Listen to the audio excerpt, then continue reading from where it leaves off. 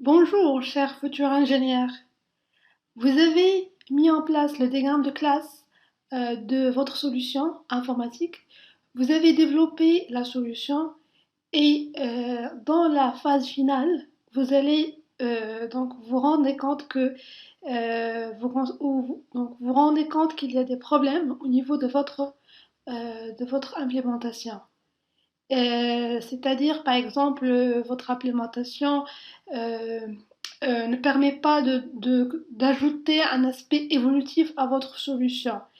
Et à ce moment-là, vous allez poser la question, est-ce que pour chaque aspect, pour chaque nouveau traitement qui va être survenu dans mon application, est-ce que je dois redévelopper une autre solution hors que la solution proposée?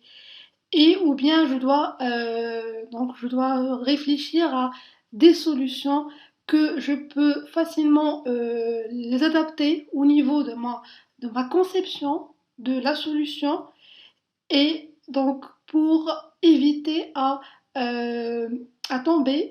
pour éviter à tomber dans ces problèmes-là. Alors, la réponse est, bien sûr, vous n'allez pas redévelopper la solution, mais vous allez adapter ce qu'on appelle les design patterns au niveau de la conception de votre solution. Alors, vous allez poser la question, c'est quoi les design patterns? Alors, là, les design patterns, c'est, alors d'après l'introduction, alors ce sont des solutions qui sont apportées aux problèmes conceptuels d'un logiciel et qui peuvent des fois, les problèmes qui peuvent des fois bloquer l'évolution de votre solution. Alors, les patterns, c'est quoi? Ce sont des solutions qui sont basées sur l'expérience des autres.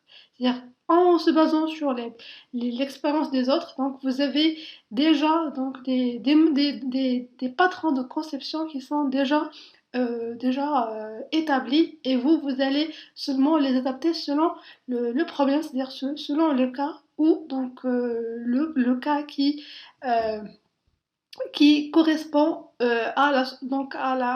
au problème que vous avez au niveau de votre conception.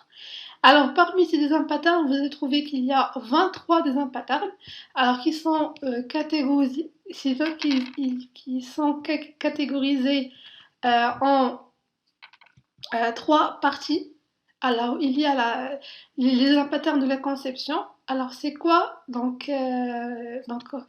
c'est quoi les patterns de la conception? Alors, il apporte des solutions pour la création, initialisation des objets, c'est-à-dire euh, tout ce qui est en relation à la création des objets au niveau de votre solution. Donc, vous allez trouver qu'il y a des patterns qui sont propres à ça. Par exemple, vous avez le singleton et le factory method et le design pattern build. Alors, deuxième catégorie de design pattern, c'est design pattern de structure. Alors, il apporte des solutions pour la structuration des objets. Alors, tout ce qui touche donc la structuration, la connexion entre les objets, donc, etc. Donc, donc vous allez utiliser les design patterns de structure. Et donc, par exemple, vous avez des patterns composite, adapteur et décorateur. Et il y a d'autres dans cette catégorie-là. Et vous avez le design pattern de catégorie comportement.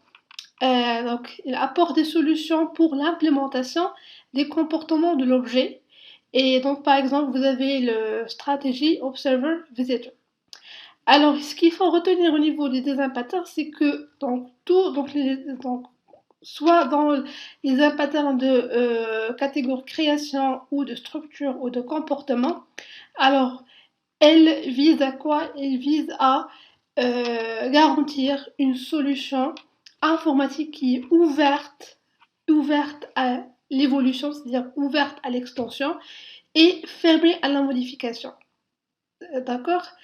Alors, c'est-à-dire quoi? C'est-à-dire lorsque vous avez d'autres évolutions, au niveau de votre solution. Alors cette évolution-là, vous allez l'ajouter au niveau de votre code au lieu de revenir à l'application, c'est-à-dire le code source, et modifier dans le code source. Alors ça, c'est pas les bonnes manières donc de développement informatique de faire ça. Alors, durant cette formation, durant ce cours ici, donc on va se concentrer sur le design pattern de création. Le plus connu, c'est le design pattern factory method. Alors, c'est quoi le design pattern factory method et comment vous allez l'implémenter au niveau de votre solution. Alors, supposons que vous avez une application de dessin. Et alors vous avez l'application de dessin, il fait appel à la couche métier. Et dans la couche métier, vous avez les classes, la classe figure qui est classe abstract, et deux classes dérivées, la classe cercle et la classe rectangle. D'accord? Maintenant, lorsque au niveau de votre application, si vous voulez dessiner un rectangle, qu'est-ce que vous allez faire? Vous allez faire figure égale, ici, figure égale à new rectangle. C'est-à-dire que vous allez procéder par le principe de l'instanciation pour créer un objet rectangle. Deuxième objet cercle, vous allez faire figure égale à new cercle pour créer deuxième cercle. Troisième cercle, vous allez faire new cercle. Rectangle, new rectangle. Et à la fin, qu'est-ce que vous allez avoir? Vous allez avoir des dizaines d'objets qui sont créés au niveau de l'application par l'instanciation. Alors donc ici, le fait de faire à chaque fois l'instanciation pour créer des objets au niveau niveau de l'application, c'est-à-dire dans la partie client de votre logiciel. Alors ça cause un problème au niveau de au niveau de votre conception de la solution. Alors on va tout d'abord voir comment comment ça il est implémenté au niveau du code Java. Alors là, donc la solution elle est comme suite. Donc vous avez le projet, donc un projet dessin, projet Java. Alors où j'ai mis le package métier et dans le package métier, on a la classe figure qui est une classe abstract. Et dans la classe figure, vous avez une méthode abstract, void, donc la méthode dessinée, et cette méthode-là qui va être implémentée par les classes dérivées. Et donc, selon différentes implémentations. Alors, vous avez la classe cercle, et dans la classe cercle, donc c'est une classe dérivée, c'est-à-dire il hérite de la classe figure, et il a donc certainement, il va implémenter la méthode dessinée. Et donc ici, on va faire un traitement très simple. Par exemple, il va afficher, c'est un cercle. Et donc pour la classe rectangle, la même chose, il hérite de la classe figure. Et vous avez la méthode dessinée qui affiche, c'est un rectangle. D'accord? Alors ici, donc la partie application, c'est dans un package présentation. Et dans l'application, qu'est-ce que on a dit? On a dit ici, on va créer un objet cercle, c'est-à-dire vous allez faire figure F1 égale à new cercle. Et vous allez faire appel à la méthode dessiner pour dessiner le cercle. Pour dessiner un rectangle, vous allez créer un objet rectangle et vous allez dessiner, faire appel à la méthode dessiner. Donc ce processus-là, vous allez le faire pour dessiner chaque objet au niveau de cette application. Alors ça, donc c'est un problème et un problème de création. Donc on va dire que c'est un problème qui concerne la création des objets. Alors, et pour remédier à ce problème-là, vous allez sûrement penser à implémenter le design pattern factory method. Alors, qu'est-ce qu'il va faire ce design pattern? Alors, ce design pattern, il va prendre en charge la création des objets. C'est-à-dire, vous allez séparer, c'est-à-dire, vous allez déléguer le processus de la création des objets à une autre classe qui est le factory du design pattern qui va elle se charger de faire la création des objets. Alors comment ça donc et grâce à cette classe de le design pattern factory method, vous allez libérer la partie application de ce problématique dans l'instanciation des objets, la création des objets. Et comme ça, donc cette partie-là, la création des objets, elle va être prise en charge dans la couche métier de votre logiciel. D'accord? Alors, comment faire ça au niveau code? Alors, on va prendre le même exemple que tout à l'heure et on va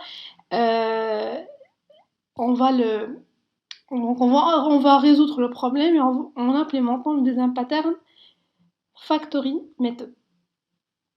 Alors, pour cela, je vais créer une nouvelle version avec le design pattern. Alors, Java Project. Alors, je vais la nommer projet dessin. Version design pattern.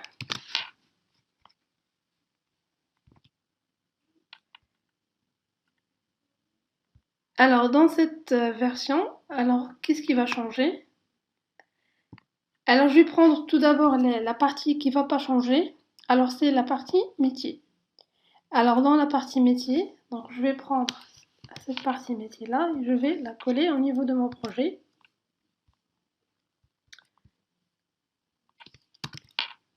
Voilà.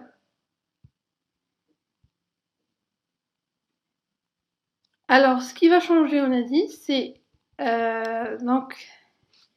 l'ajout de la classe factory. Donc, je vais ajouter une nouvelle classe. Je vais la nommer figure factory.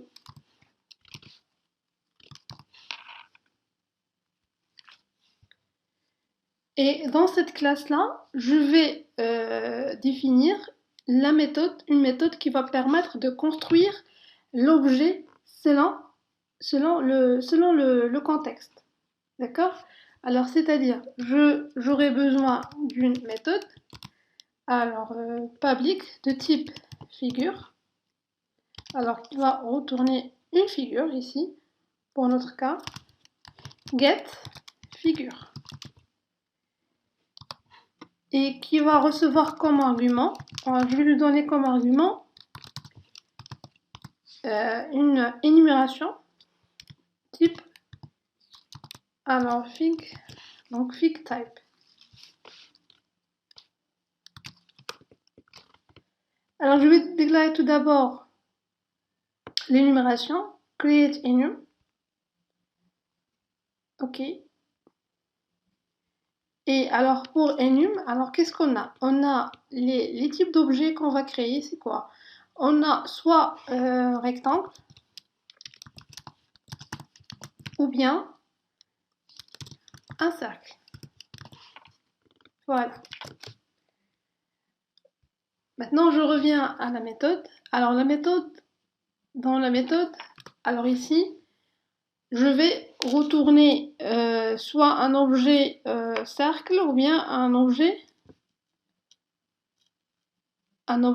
rectangle selon le type de figure. Alors pour cela, donc j'ai besoin de déclarer un switch case ici et ici, donc c'est fig. Alors dans le cas où le fig type c'est un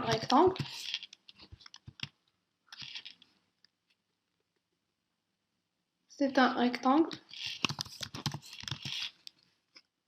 alors qu'est-ce que je vais retourner? La méthode, il va retourner quoi?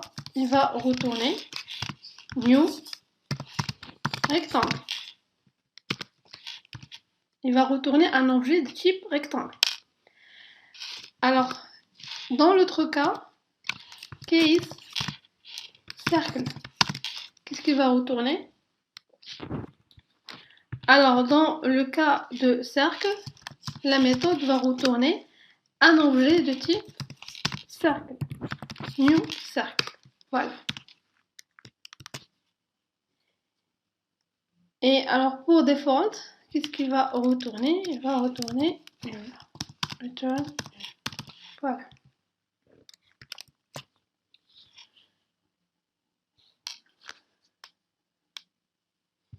Alors dans ce cas-là, qu'est-ce qu'on a fait? On a délégué le processus de la création des objets à la classe factory méthode qui est dans notre cas figure factory, et c'est elle qui va prendre en charge la création des objets, des objets de l'application. Alors ici, pour tester ça, alors maintenant on va créer la partie présentation. Alors qu'est-ce qui va changer? Donc je vais prendre donc ici, je reviens à la partie de présentation avant l'implémentation du design pattern. Alors ici, si vous exécutez, donc qu'est-ce que vous aurez? Alors vous aurez F1 égale à new cercle, F1.dessiné c'est un cercle, F2 égale à new rectangle, F2.dessiné c'est un rectangle. D'accord? Maintenant, je vais créer je vais créer l'application. Alors donc ici pour le design pattern, pour le cas de design pattern, alors ici je vais créer une classe, je vais la nommer app dessin. Alors version design pattern. Je vais alors le mettre dans le package présentation. Maintenant, qu'est-ce que vous allez faire? Alors ici, au lieu de faire... Alors maintenant, pour créer des objets, c'est-à-dire pour dessiner, un rectangle ou bien un cercle au niveau de l'application, vous allez tout d'abord créer un objet de la classe factory. Alors pour notre cas, qui figure factory. Fig f égale à new figure factory. Après, alors ici, pour créer un objet, donc vous allez passer par la classe abstraite, figure f1 égale à quoi? Égale à, est-ce que vous allez faire new? Non, dans ce cas-là, vous allez passer par le fabrique pour fabriquer l'objet, par exemple, rectangle. Alors, vous allez faire donc fig f.getFigure et vous allez spécifier quel type d'objet que vous voulez créer. Alors, on a dit rectangle, c'est-à-dire ici fig type rectangle. Alors, on va faire donc f1.dessiner pour voir. Et alors, pour créer pour dessiner un cercle, vous allez passer par donc figure f2 égale à quoi? Toujours le fabrique qui figf.get figure. Alors figure type.cercle. Voilà. Et alors f2.dessiner. Voilà. Alors on exécute. Voilà, donc vous avez, c'est un rectangle, c'est un cercle. Alors une chose aussi donc importante à signaler en utilisant les patterns, factory. Alors c'est quoi? C'est alors ici, supposons que vous voulez ajouter un autre objet, c'est-à-dire que vous voulez dessiner un triangle. Alors quelles sont les modifications que vous allez apporter? Alors ici on va pas parler de modifications, mais on va parler de l'évolution, c'est-à-dire quelles sont les extensions que vous allez ajouter au niveau de votre code. Alors, dans cette partie-là, ici, vous allez évoluer. Alors, pour l'évoluer, qu'est-ce que vous allez? Vous allez juste ajouter une classe dans la couche métier, alors qui va présenter l'objet triangle, alors qui va hériter de la classe abstract figure, c'est-à-dire il va implémenter la méthode dessiner. Alors ici, je vais faire donc le message S. Alors S, Y, ouais. Y. Alors toujours on fait les choses rapidement des fois. Alors S, O, S, Y. Y, S. Système, point out. Alors système, voilà, système, point print N. Alors ici, je vais afficher, c'est un triangle. Voilà. Alors là, ça c'est la première chose à ajouter. La deuxième chose, c'est au niveau de l'énumération, c'est ça? Oui, alors je l'ai déjà ajouté. Donc vous allez ajouter ici triangle dans l'énumération. Et la troisième des choses, c'est au niveau de la fabrique. C'est-à-dire ici, il faut ajouter la création de triangle. Alors pour cela, vous allez ajouter un case pour triangle. Alors qui va retourner quoi? Il va retourner un objet return new triangle. Voilà.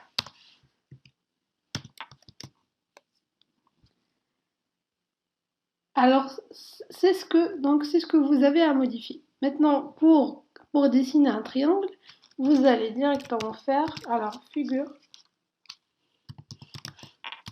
F2 F3 égale à fig F point get figure type point triangle. Et voilà, le travail est établi en même pas une minute. Donc voilà, donc ici, alors en résumé, alors deuxième pattern fabrique. Alors qu'est-ce qu'il permet de faire? Il permet il permet la création des objets. Alors c'est-à-dire que au lieu que votre application se charge de la création des objets par le principe de l'instanciation, à chaque fois faire new au niveau de l'application. D'accord? Alors, ça peut coûter beaucoup au niveau de dans votre logiciel. Alors, pour remédier à ça, qu'est-ce que vous allez faire? Vous allez créer un fabrique. Et dans cette fabrique, c'est-à-dire que vous allez déléguer le travail de la création des objets à cette fabrique-là, alors qui va se charger à créer donc les objets en utilisant donc une méthode qui va permettre d'aboutir à ça. D'accord? Comme ça, l'application, il veut utiliser un objet, donc l'application, il fait appel à cette fabrique et la fabrique, il va retourner l'objet souhaité à l'application au lieu que l'application elle-même donc crée les objets. Donc voilà, donc j'espère que vous avez Alors, bien compris donc la problématique et donc la solution du fabrique méthode, et je vous souhaite bon courage.